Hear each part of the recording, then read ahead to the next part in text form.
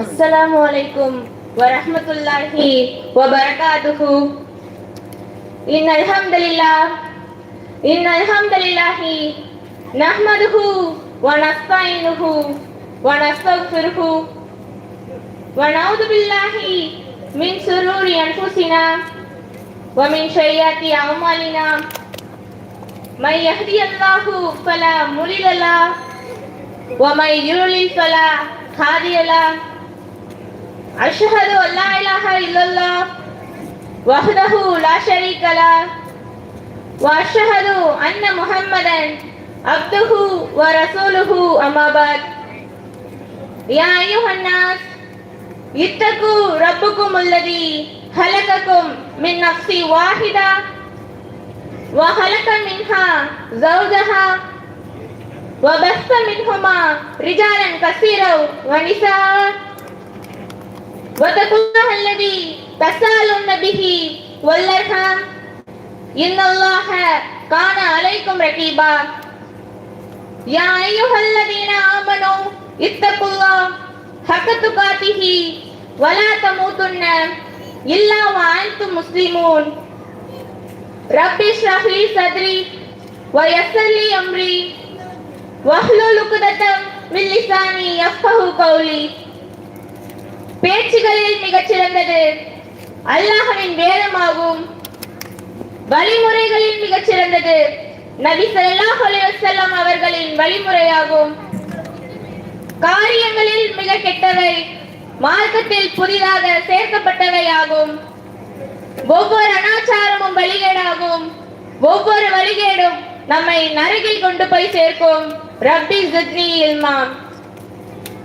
கண்ணியத்திற்குரிய சகோதரர் சகோதரிகளே, உங்கள் மீதும் என் மீதும் அந்த ஏக இறைவனின் சாந்தியும் சமாதானமும் என்றென்றும் நின்று நிலவட்டுமாக என்று கூறி எனது உரையை நான் ஆரம்பம் செய்கிறேன்.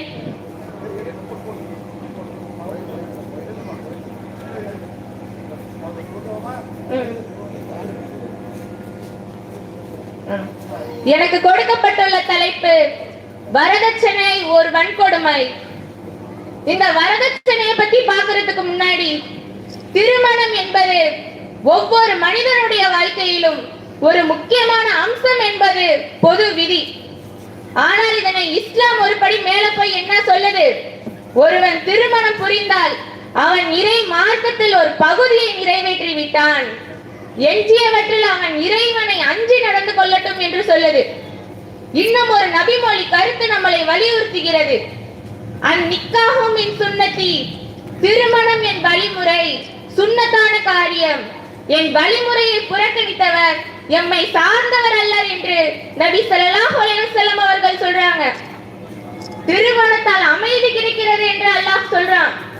அல்லாஹ் தன்னுடைய திருமறை குர்ஆன்ல சொல்றான், அவன் உங்களுக்காக உங்கள் இனத்திலிருந்தே மனைவியரை படைத்தான். லி தஸ்குனு இலைஹா.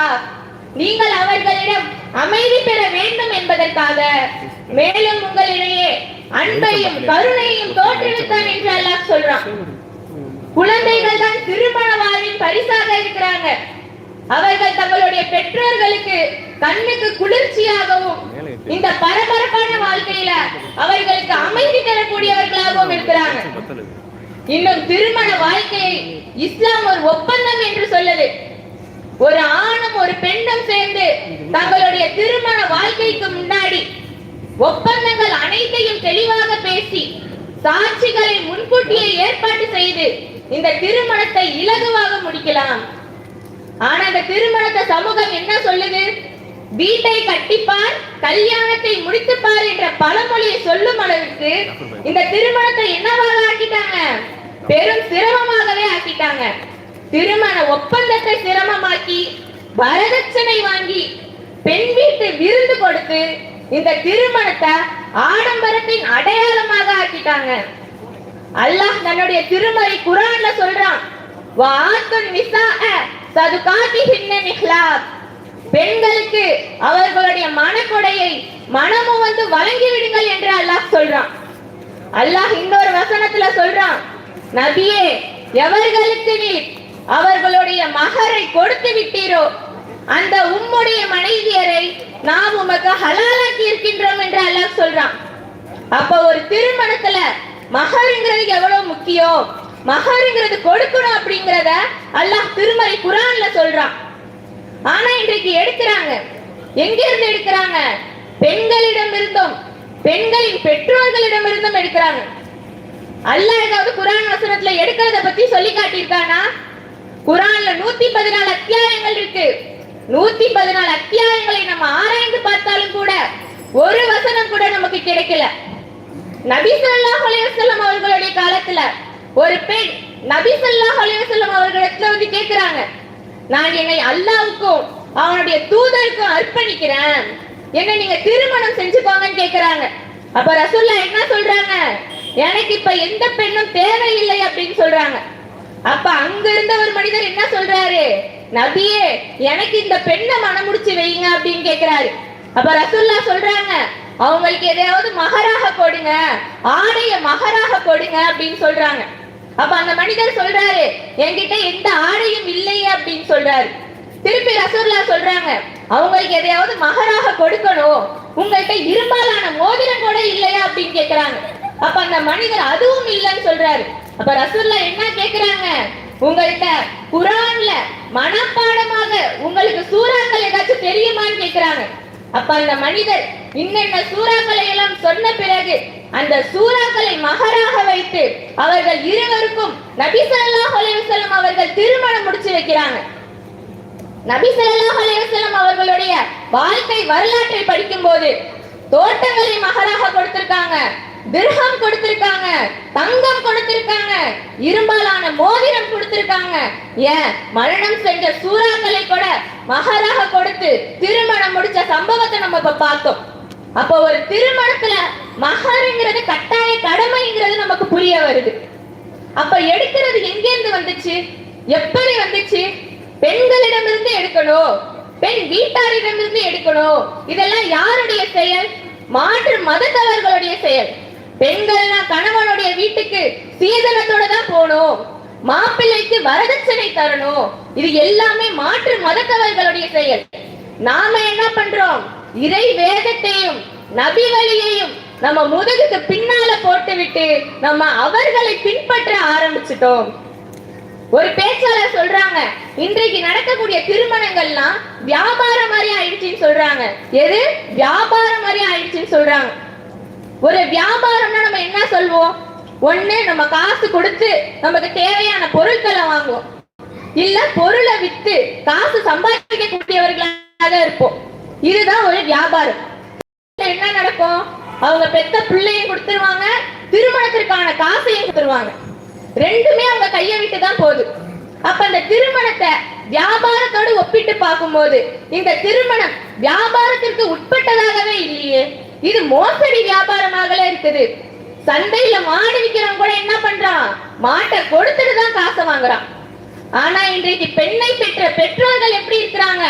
அவங்க பெற்ற பிள்ளையும் கொடுத்து நகையையும் கொடுத்து சீருங்கிற பேர்ல பொழங்குறதுக்கு ஜாமான்களையும் கொடுத்து காசையும் கொடுத்துடுறாங்க. அப்ப நம்ம பெண்கள்லாம் அந்த மாட்டை விடவா கேவலமாக போயிட்டோம்? இதை ஒவ்வொரு பெண்களும் யோசிக்க வேண்டிய விஷயம் தான். பொண்ணோடும் போனாதான் பெருமைங்கிற எண்ணத்தை நாம தான் முதல்ல அதை மாத்திக்கணும். ஏனோ தெரியல, இன்றைக்கு நம்மளுடைய சகோதரர்களுக்கு எல்லாம் தௌஹீதுங்கிற சிந்தனை எப்ப வருது? திருமணமான பிறகுதான் வருது. வாங்கின வரதட்சணை எல்லாம் திருப்பி கொடுத்துறேன்னு சொல்றாங்க. அப்ப இப்படி வாங்கின வரதட்சணை திருப்பி கொடுத்துறேன்னு சொல்றவங்களுக்கு அந்த விழிப்புணர்வு அவங்களுக்கு முன்னாடியே வந்திருந்தது அப்படின்னா இன்னைக்கு வரதட்சணை கொடுக்க முடியாத அந்த வசதியற்ற பெண்ணுக்கு இன்னைக்கு வாங்கி கிடைச்சிருக்கோம்ல. இதுலயும் பலர் என்ன நினைக்கிறாங்க? வரதட்சணையை கேட்டு வாங்கினாதானே தப்பு, கேட்காமலே வரக்கூடிய இடமாக போய் பெண் எடுத்தா வம்பு இல்லையே, நம்ம நபி வழி திருமணம் தானே பண்றோன்னு அவர்கள் தம்மை தாமே அவர்கள் ஏமாற்றிக் கொள்கிறார்கள். மார்க்கத்துல இல்லாத நூதன விழாக்களால இன்னைக்கு பெண் வீட்டாருக்கு எவ்வளவோ வீண் செலவுகள் இந்த திருமணத்தின் காரணமாக. பொண்ணு பாக்குறதுல இருந்து நிச்சயதார்த்தம், மருதாணி விழா, ஆடம்பரமான மண்டபம், 5 ஸ்டார் ஹோட்டல்ல விருந்து, மறு விருந்து, மேல் விருந்து, பலகார வகைகள், எண்ணற்ற வீண் செலவுகள் செய்யறாங்க. இன்னும் சீருங்கிற பேர்ல கட்லு, பீரோ, ஏசி, ஃப்ரிட்ஜ் எல்லாத்தையும் என்னவாக ஆக்கிட்டாங்க? கால கட்டாயமாகவே ஆக்கிட்டாங்க. இதற்கு எல்லாத்துக்கும் மேல படிச்ச மாப்பிள்ளையாக இருந்தா குறைந்தபட்சம் 50 பவுனாவது போடணுங்கிறத எழுதாத சட்டமாகவே ஆக்கிட்டாங்க. வீண் விரயத்தை பத்தி அல்லாஹ் என்ன சொல்றான்? வீண் விரயம் செய்வோர் ஷைத்தானின் சகோதரர் ஆவார்கள் என்று அல்லாஹ் சொல்றான். அப்ப இந்த வசனத்துல அவங்க மனசுல பதிய வச்சுக்கலையா? இல்ல வீண் விரயம் செய்வோரை அல்லாஹ் நேசிக்க மாட்டாங்கிற வசனத்தை அவங்க விளையாட்டாக எடுத்துக்கொண்டார்களா? இல்ல குறைந்த செலவோடும் குறைந்த சிரமத்தோடு நடக்கும் திருமணமே சிறந்ததாகும் என்ற நபிமொழி கருத்தை அவர்கள் காலத்திற்கும் ஏற்றுக்கொள்ளாமல் இருக்க போறார்களா என்பது பெரிய கேள்விக்குறியாக தான் இருக்கு. இன்றைக்கு நடக்கக்கூடிய திருமணங்கள்லாம் எப்படி இருக்கு? இறையச்சத்தையே அழிச்சிட்டு இருக்கு. வட்டியை பத்தி அல்லாஹ் எவ்வளவு கடுமையாக எச்சரிக்கை செஞ்சிருக்கான். வட்டியை பத்தி அல்லாஹ் திருமறை குர்ஆன்ல சொல்லும் போது சொல்றான், வட்டியை உண்போர் மறுமையில் ஷைத்தான் தீண்டிய பைத்தியக்காரனாகவே எழுவார்கள் என்று அல்லாஹ் சொல்றான். ஏன்? அவர்கள் வியாபாரம் வட்டியை போன்றதே என்று சொன்னதுதான் இதுக்கு காரணம். அதனாலதான் அல்லாஹ் என்ன பண்றான்? வியாபாரத்தை ஹலாலாக்கி வட்டியை ஹராமாக்கிட்டான். இதுலயே நிறைய பேர் என்ன பண்றாங்க? போய் அவர்கள் வீட்டுல பொம்பளை பிள்ளை பிறந்துருச்சுன்னா போய் LIC திருமகள் திட்டம் என்ற வட்டியின் அடிப்படையில இயங்கக்கூடிய வங்கியில என்ன பண்றாங்க? போய் காசை சேமிக்க ஆரம்பிக்கிறாங்க.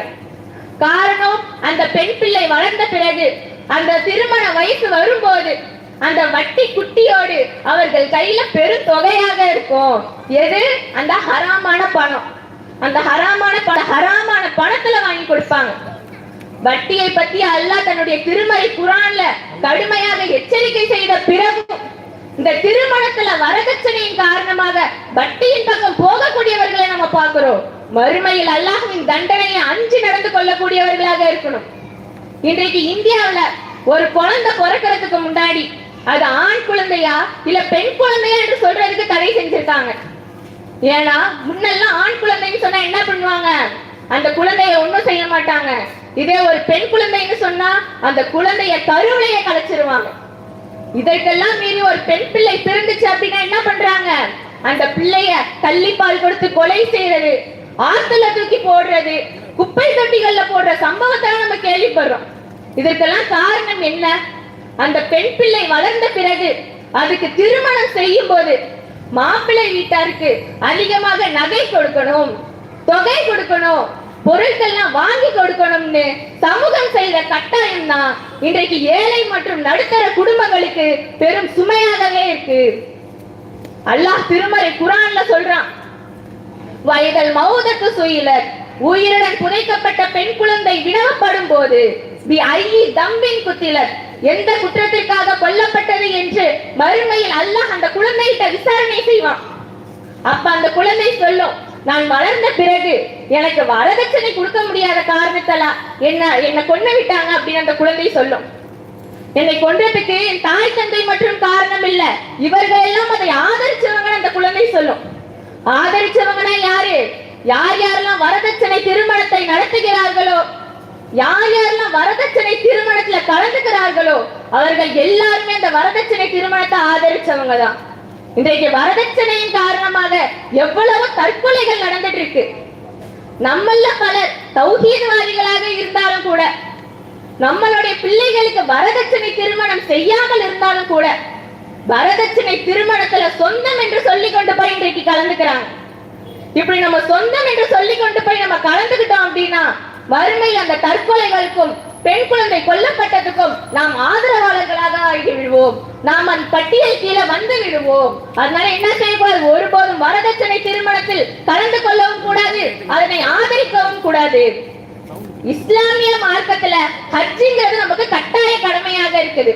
எப்போது நமக்கு உடல் வசதியும் பொருள் வலிமையும் இருக்கும் போது அப்ப நம்ம என்ன செய்யணும்? அந்த புனித பயணத்தை நம்ம போகணும். ஆனா அவங்க என்ன பண்ணுவாங்க? உடல் வசதியும் பொருள் வலிமையும் இருக்கும்போது போக மாட்டாங்க.